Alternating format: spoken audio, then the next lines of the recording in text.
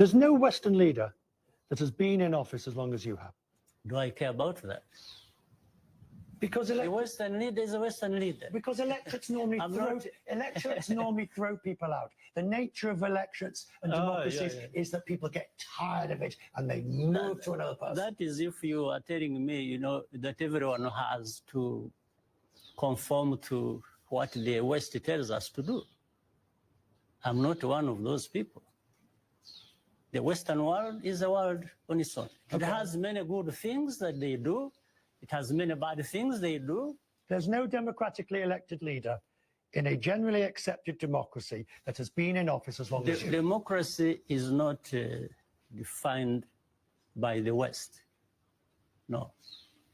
If it does, then what happens of the contradictions that happen in the West? There's no Western leader that has been in office as long as you have. Do I care about that? Paul Kagame is one of, we call him brilliant, but I like Kagame. Don't get me wrong. The reason why I like him so much because he has done so many things for his people in Rwanda, right? But excessively in the bad way because they did not have enough. The thing is, he always said that so many people underestimating Rwanda because Rwanda is very small. If you don't know Rwanda, I'm gonna go there too. And this is Rwanda over there. As you can see, it's a very small country. And the biggest country close to them is the Democratic Republic of the Congo. So when the Belgians came to colonize Africa, actually they gave the Belgians a lot of big cake, which was Congo. Like, if you can see, Congo is here, like a big country where I come from. And now you get Rwanda here, right? And then you get Burundi here. And on the other end, Burundi love Congo so much, right? Rwanda love Congo so much. Tanzania love Congo so much, right? I will be saying the only country that, I don't know which country that doesn't love Congo because all of these people, mainly, they depend with Congolese mineral resources. And so what they've accomplished is to infiltrating Congo and taking the things that they have to take, except for Tanzania, people from Tanzania, Ugandan, Rwandan, Burundian, they've done so.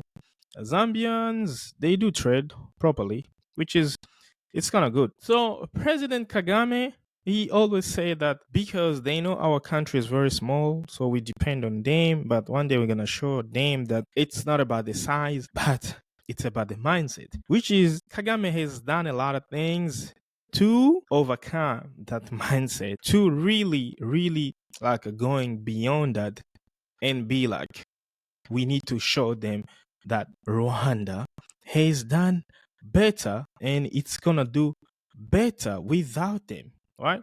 So that's what Kagame always do. And unfortunately, the worst thing are suspending him. They are imposing a lot of sanctions because of what he has been doing for years. It's been 30 years. 30 years is one generation, right? 3 decades. And Kagame, he is known for his ruthless speeches. He's really eloquent. He's really never back down. But at this time, my friend, if you're from Rwanda watching this, I love people from Rwanda so much. I have cousins in Rwanda. But the sanctions that Kagame has been sanctioned, it's not looking good for people for Rwanda. I'm being honest. I have a lot of friends in Rwanda, like a lot. The sanctions, they are not looking good. All right? They're not looking good. Let me playing this for you so you can see what Kagame has been proud of. Ubwo ni Ububiligi mvuga kandi aza kubwihanangiriza. So basically, he's accusing Belgium of what they've done to Rwanda, right?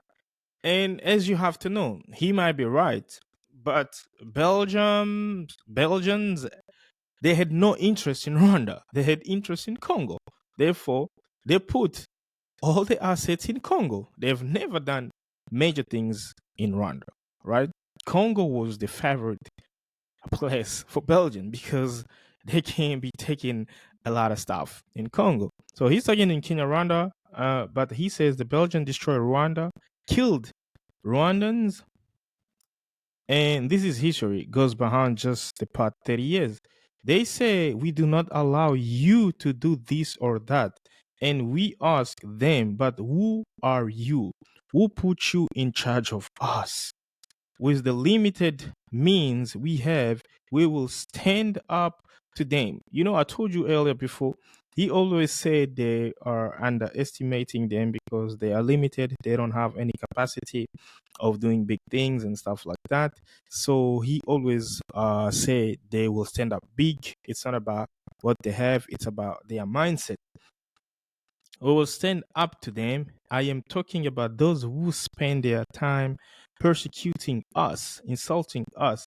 If we could overcome greater challenges, are these the ones that will defeat us? I am reminding you, fellow Rwandans, that after all these years, we have spent fighting to build our country.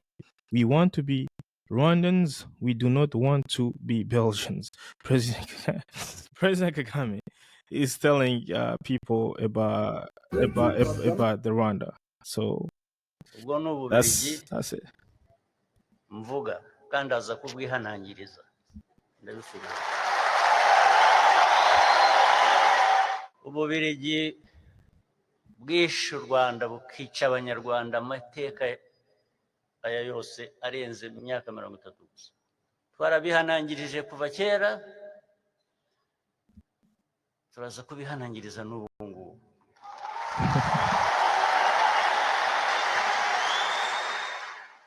Akongera mu kanya bati ntabwo tubemerera ko mugera mutya, ariko tukabaza ariko mu babandi.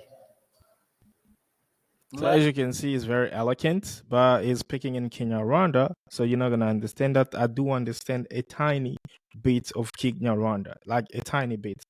I do understand. Don't underestimate me, my friend. So I'm gonna go to ChatGPT. And ChatGPT, how many countries imposed sanctions on Rwanda as of now because of the war in the Democratic Republic of the Congo? And you will be surprised, my friend. This is why I'm telling you, it's not looking good for the people of Rwanda. You have to understand that Rwanda is a country that has been living tourism. Tourism industry constitutes about 50% of Rwandan's economy. This is why you see they've got sponsorship like in the biggest major football clubs in the world, like PSG. They sponsor them. Visit Rwanda, Arsenal, and some other countries, some other clubs of some other countries. So tourism is kind of big in Rwanda. They advertise more so people can go there, like hotels and stuff like that, and house development. So foreign people can go there and develop their properties and start to renting it to people or selling it to people. So Rwanda is also one of the places where you can do that.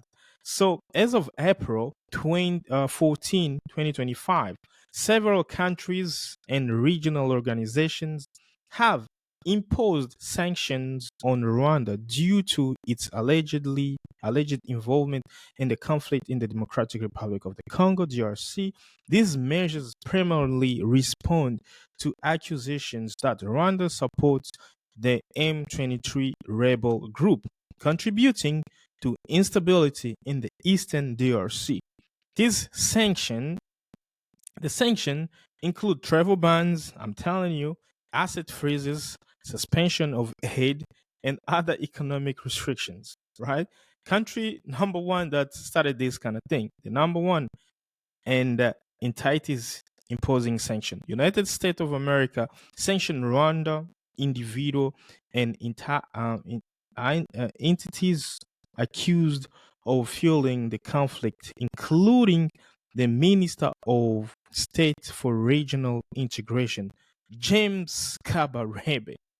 James Kabarebe, although Paul Kagame can deny this, but James Kabarebe has been a Minister of Defense in Rwanda once upon a time, and also he was a Chief of Army in the Democratic Republic of the Congo at the same time. So you telling me how Kagame is denying this? Nobody. I've watched so many interviews and no one has ever asked Paul Kagame that question. How could James Kabarebe be the Minister of Defense in Rwanda, and also he is a chief of military defense in the Democratic Republic of the Congo at the same time? Nobody's ever asked Kagame that question, but it's a fucking valid question to answer. Only people that come from that side or Congolese that do understand. Rwandans online, they will deny that, even they will swear like it's never happened. Again, the United Kingdom suspended direct bilateral aid to Rwanda and imposed diplomatic and economic restriction, including halting high-level attendance at the Rwandan government events and reviewing export licenses for Rwandan's defense. So this is, if you guys saw some stuff says that what is this? Kwibuka.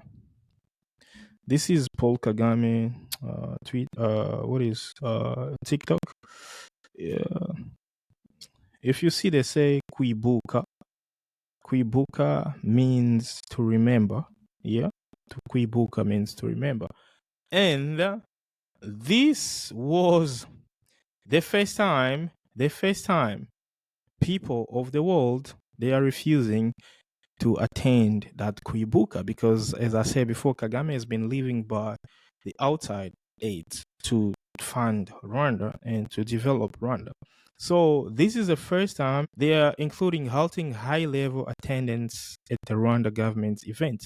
This is the first time they did not come. No one showed up. No president showed up, and Kagame was really upset because of that. So there is so many countries. Like, how many countries?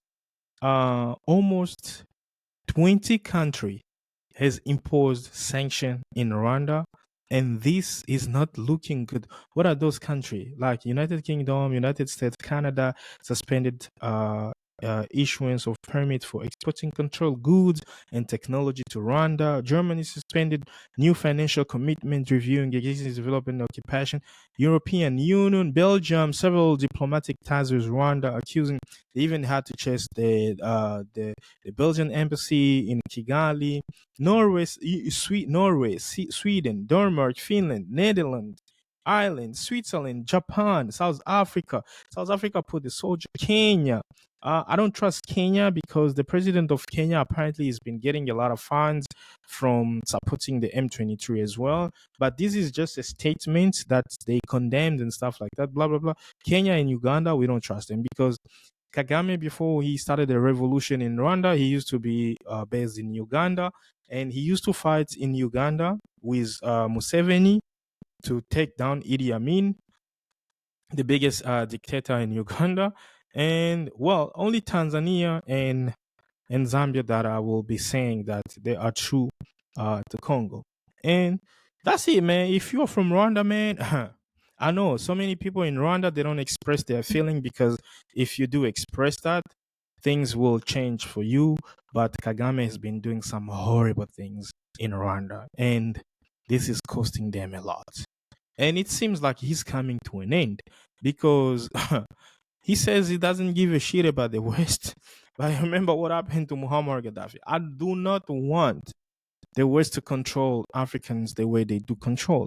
I want Africa to be real smart, independent, great governance, and so Africa can develop better. Hi, but to underestimating the diplomatic relations because of the good of your people, just damn, you are fucking up big time.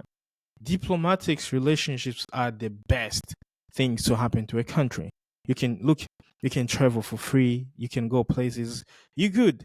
But now he's fucking up everything. And this is really bad to Rwanda. I don't know what you guys saying, but if you have something to say, drop the comment below and I'll see you in the next video.